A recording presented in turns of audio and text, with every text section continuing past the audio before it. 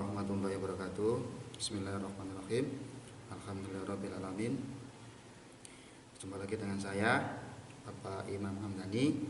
Di sini saya melanjutkan dari bab yang kemarin, yaitu akhlak tercela. Jadi untuk akhlak tercela ini ada 3 macam ya, yaitu menghindari minuman keras, menghindari pertengkaran, dan perjudian. Oke. Nah, bab di sini dijelaskan tentang menghindari pertengkaran ya. Agama Islam mengajarkan untuk menjalin hubungan yang baik di masyarakat. Dalam pergaulan Islam diatur dengan sangat baik. Namun terkadang terdapat gesekan-gesekan yang menimbulkan sifat marah dalam Islam. Dan pertengkaran dalam hubungan tersebut, pertengkaran dapat terjadi pada siapa saja, baik itu dengan pasangan sendiri maupun teman atau saudara. Ya, sudah saya jelaskan. Oke, next. Nah, bagaimana cara menghindari pertengkaran ya? Ya, seperti yang sudah kalian ketahui, bahwasanya tawuran itu desa ya. Tawuran desa gak ono manfaate, gak ono faedahe. Ya kan? Yang selanjutnya ya, Allah Subhanahu wa taala berfirman ya. Kalau di sini ini saya mengacu pada buku paket dan buku modul tahun kemarin. Jadi sampean bisa lihat di buku modul sampean sendiri ya, tidak mengacu pada firman Allah yang tertera di sini. Ya, nanti sampean lihat sendiri firman Allahnya pada ayat berapa. Ya. Di sini saya menjelaskan tentang surat Al-Maidah ayat 32 ya. Surat Al-Maidah ayat 32 ya. Jadi pada surat Al-Maidah ayat 32 ini menjelaskan larangan membunuh manusia tanpa sebab yang dapat dibolehkannya dibunuh. Manusia boleh dibunuh dengan sebab kisos ya, membunuh boleh dibunuh. Jadi saya tidak menjelaskan panjang lebar tentang yang ini ya. Jadi pertengkaran itu dipicu banyak sekali.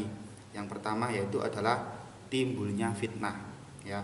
Timbulnya fitnah ini dapat memicu pertengkaran. Ya, pertengkaran yang terjadi akan menimbulkan fitnah, dan dalam Islam jika keduanya telah dibakar api kemarahan, sebagaimana pada sabda Rasulullah SAW ya, tinggalkan perbantahan karena dengan perbantahan tidak akan dipahami hikmah dan tidak akan aman dari fitnah.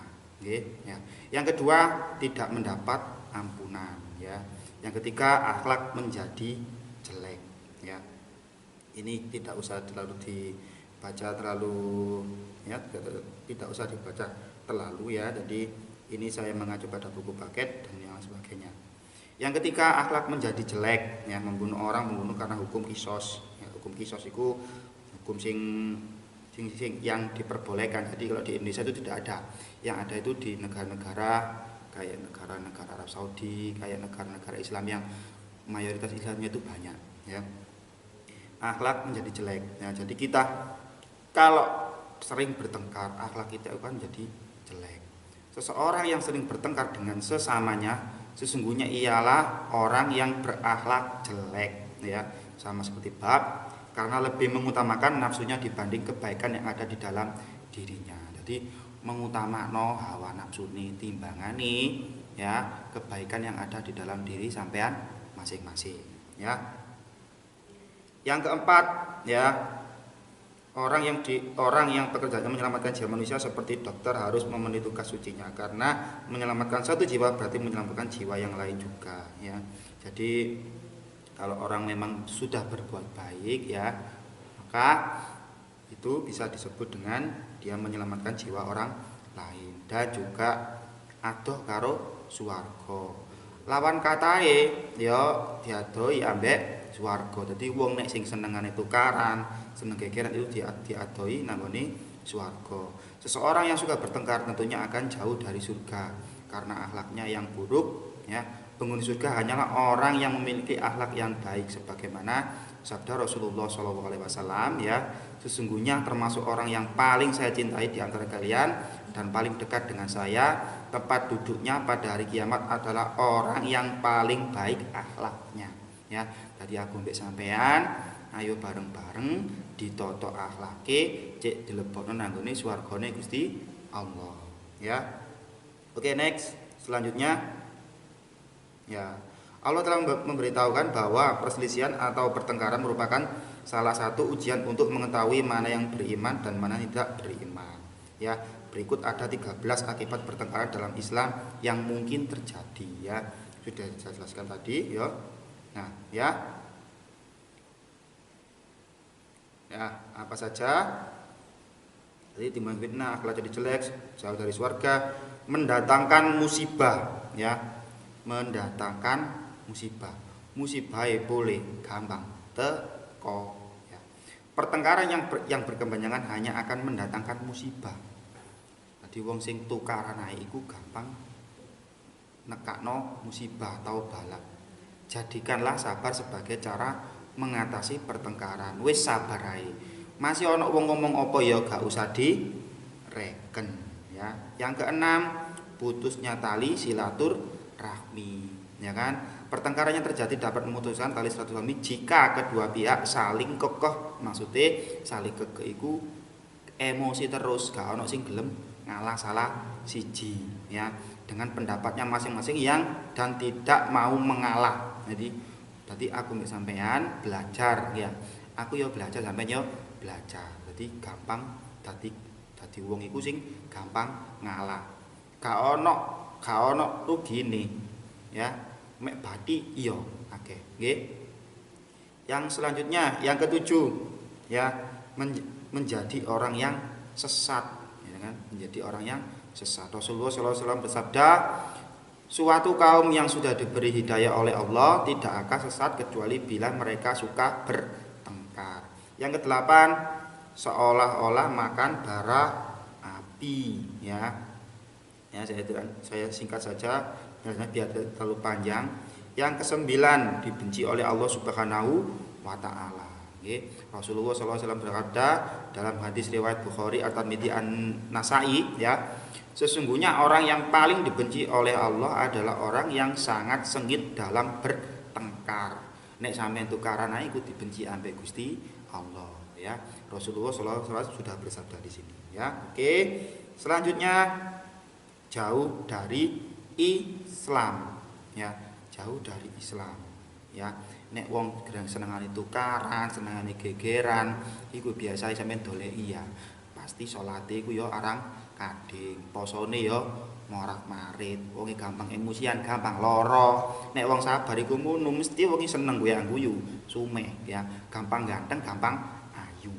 Ya. Yang nomor 12, dapat menjerumuskan pada kekufuran ya.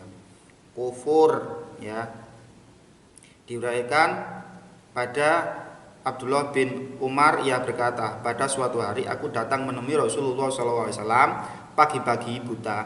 Beliau mendengar dua orang laki sedang bertengkar tentang sebuah ayat. Lalu beliau keluar menemui kami dengan rana wajah marah. Beliau berkata, sesungguhnya perkara yang membinasakan umat sebelum kalian adalah perselisihan ya. Jadi nek sampean iku munu sering tukaran, nek sering congkreh ya, nek basa sampeyan iku congkreh ya. Nek sampeyan iku tukaran, iku iso mlebok nang ngene kufur ya, kekufuran.